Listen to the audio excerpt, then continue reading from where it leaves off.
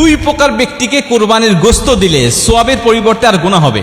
নবীজি সাল্লাল্লাহু আলাইহি ওয়াসাল্লাম কঠোরভাবে নিষেধ করেছেন এই দুই ব্যক্তিকে কুরবানির গোশত দেওয়ার জন্য, অথচ আমরা এদেরকে দিতে খুব বেশি আনন্দ ফিল করি এবং সওয়াব মনে করে তাদেরকে দেই।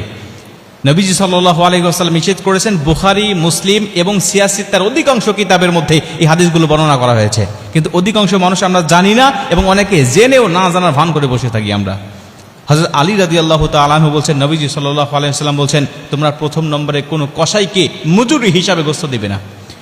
কসাইকে মজুরি হিসাবে গোশত দিলে আপনার সওয়াব তো হবেই না এবং গুনাহ হবে এবং কুরবানি বাতিল হয়ে যাওয়ার সম্ভাবনা আছে। কেন?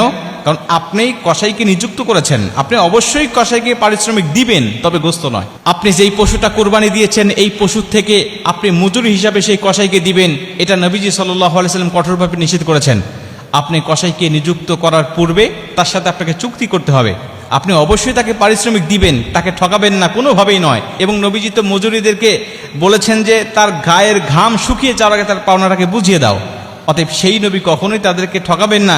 নবীজি সাল্লাল্লাহু আলাইহি ওয়াসাল্লাম বলছেন, অবশ্যই তাদেরকে মজুরি দিতে হবে, পারিশ্রমিক দিতে হবে, কিন্তু এই কোরবানির পশু থেকে নয়, দিতে হবে তোমার ইনকামের মধ্য থেকে, তোমার সম্পদের মধ্য থেকে।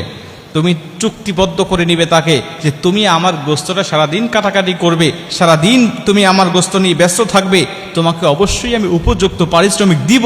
তুমি কত টাকা আমার কাছ থেকে নিবে বলো, তুমি কত টাকা আমার কাছ থেকে নিবে বলো, তোমাকে আমি টাকা দেব, তবে মনে রেখো সাবধান, আমার কোরবানির গোশত থেকে আমি তোমাকে কিন্তু পারিশ্রমিক হিসাবে কিছুই দিব না।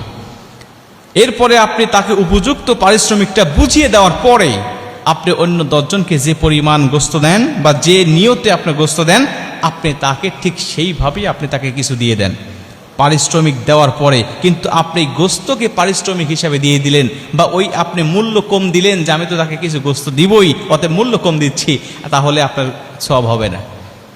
এটা হলো 1 নম্বর।